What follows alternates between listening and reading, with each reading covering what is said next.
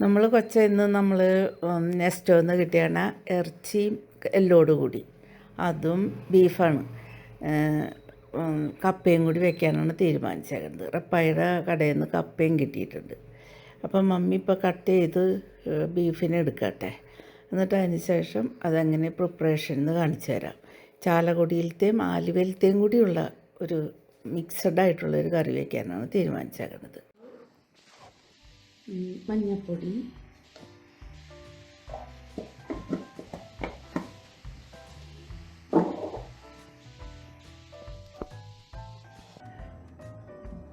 വിനാഗിരി,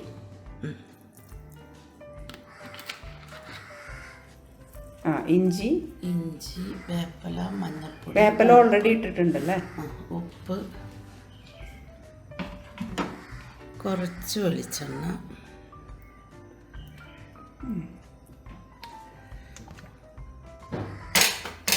മിക്സ് ചെയ്യും. നന്നായിട്ട് മിക്സ് ചെയ്യാം. എന്നിട്ട് ഇത് നമുക്ക് വേവിച്ച് ഒരു 4 വിസിലടിക്കുമ്പോൾ ഓഫാക്കി വെള്ളം വറ്റിച്ചെടുക്കാം.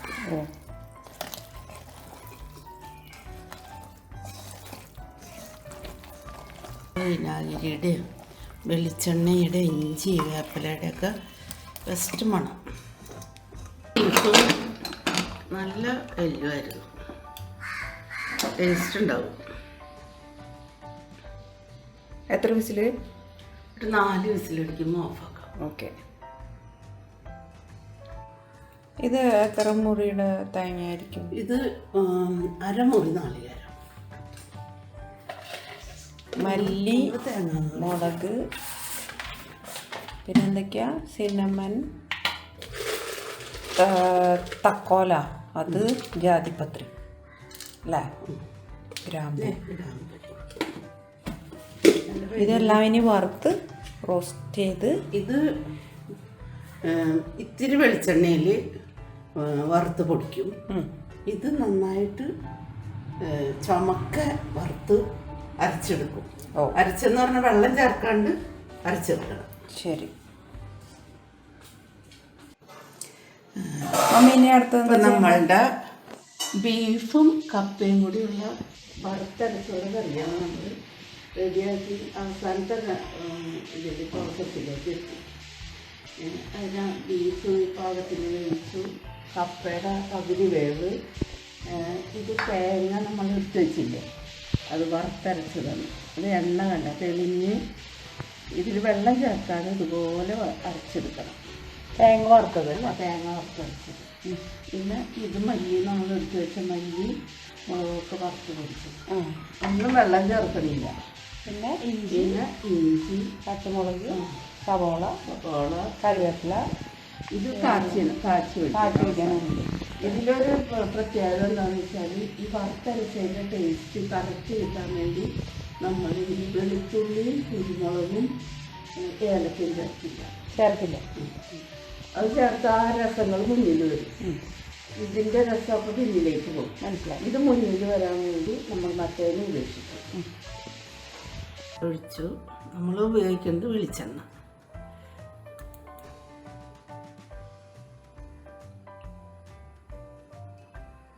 ഇഞ്ചി, പച്ചമുളക്, വേപ്പില,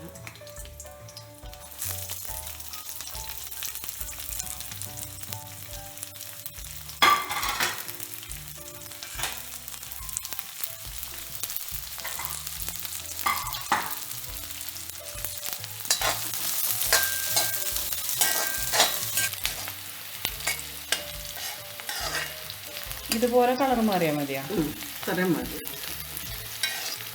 നമ്മുടെ മസാലയൊക്കെ ഇറച്ചിയോടുകൂടി ചേർന്ന് വരണം. ഇപ്പോൾ പച്ചമണമൊക്കെ മാറി നല്ലൊരു മണമൊക്കെ വരുന്നുണ്ട്. നമ്മുടെ വീട്ടിലെല്ലാവർക്കും ഇഷ്ടപ്പെട്ട, മക്കൾക്കും പേരക്കുട്ടികൾക്കും എല്ലാവർക്കും ഇഷ്ടപ്പെട്ട ഒരു കറിയാണ്. എനിക്കൊരു ആങ്ങളയുണ്ട്, അവന് ഏറ്റവും കൂടുതൽ ഇഷ്ടം.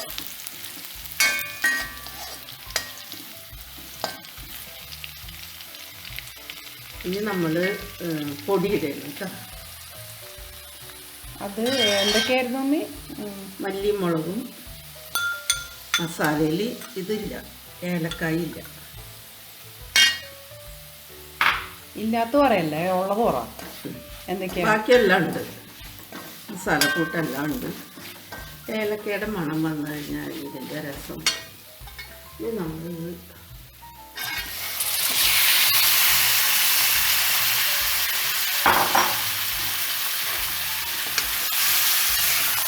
ബീഫിട്ട് ഈ കറി ഇങ്ങനെ കഴിക്കാൻ തന്നെ നല്ല ടേസ്റ്റാണ്. പിന്നെ വറവിട്ടിട്ടേ പ്രത്യേക രസമാണ് ഈ കറി ഇങ്ങനെ കഴിക്കാം. മുരിഞ്ഞ്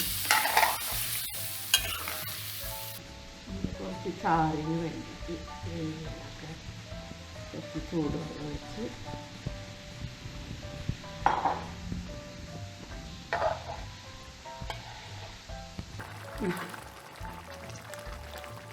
നന്നായിട്ട് തിളച്ചല്ലേ? നല്ല വെട്ടി തിളയ്ക്കുമ്പോൾ നമുക്ക് ഈ അരപ്പിടാം.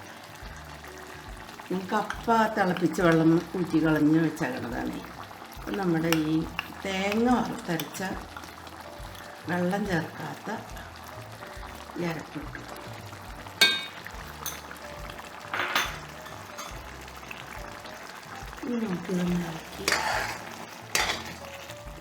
നമുക്ക് ആവശ്യത്തിനനുസരിച്ച് ചൂടുവെള്ളം ഒഴിച്ചാൽ ചാറ് ആവശ്യത്തിന് ഉണ്ടാക്കണവർക്ക് അങ്ങനെ ചെയ്യാം. ഈ സമയത്ത് നമ്മൾ ഉപ്പ് എരിവൊക്കെ നോക്കണം. എരിവൊക്കെ കുറവുണ്ടെങ്കിൽ കാച്ചി ഒഴിക്കുമ്പോൾ നമുക്കതിൽ ചേർക്കാം എരിവ് ആവശ്യത്തിന്.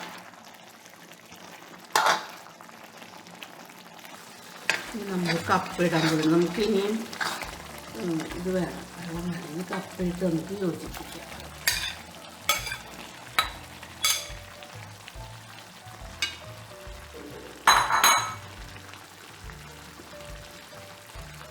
നമ്മുടെ ഇപ്പുറത്ത് വെള്ളം ചൂടായി കൊണ്ടിരിക്കുന്നു, തിളച്ചുകൊണ്ടിരിക്കുന്നുണ്ട്.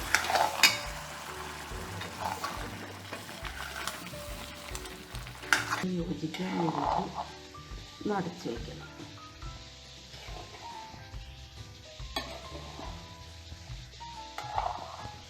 കുറച്ച് നേരം അടച്ചു വയ്ക്കണം.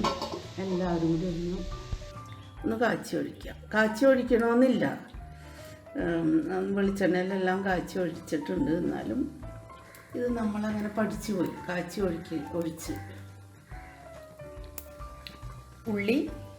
ഉള്ളിയും വേപ്പില മാത്രം മതി. ആ ഉള്ളി മൊരിയുമ്പോൾ ആ കറിയിലേക്ക് ചേരുമ്പോൾ ഒരു പ്രത്യേക ടേസ്റ്റ് വരും.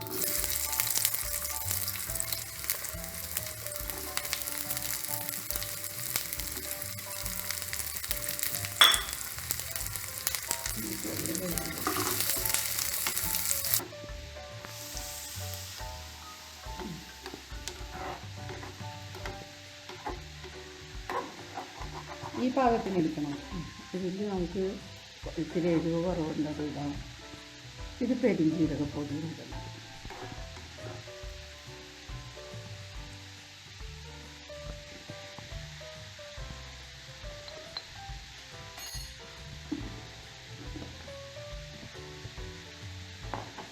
രണ്ട് കാശി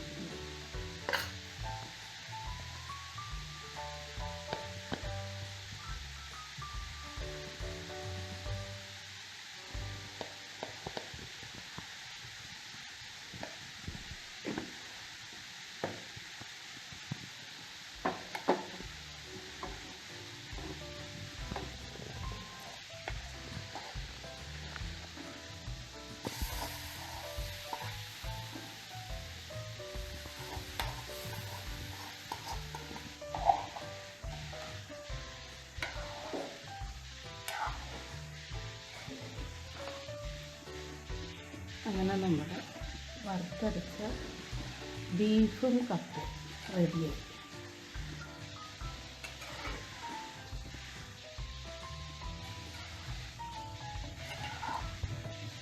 നല്ല സ്മെല്ലില്ല.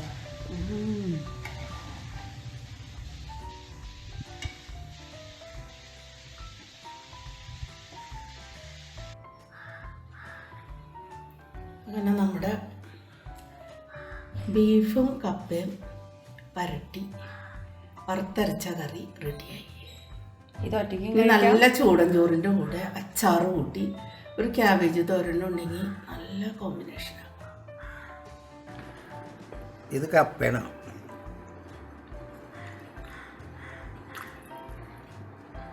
അതിൻ്റെ ഉപ്പ രസമുണ്ടോ? വാ ഓക്കെ. അതിൻ്റെ കൂടെ കഴിക്കാനായിട്ടാണ് മമ്മി ആ അച്ചാർ വെച്ചിരിക്കണേ. കുറച്ച് കൊള്ളാല്ലേ? ചോറും കറിയും കൂടി ഒന്ന് മിക്സ് ചെയ്ത് അത് കഴിച്ചാൽ കുഴപ്പമില്ല. കുറച്ച് ചോറും കറിയും കൂടി ഒന്ന് മിക്സ് ചെയ്ത് ഇനി ഇറച്ചിയൊക്കെ ഉണ്ട് ഇതിൽ, കുഴപ്പമില്ല.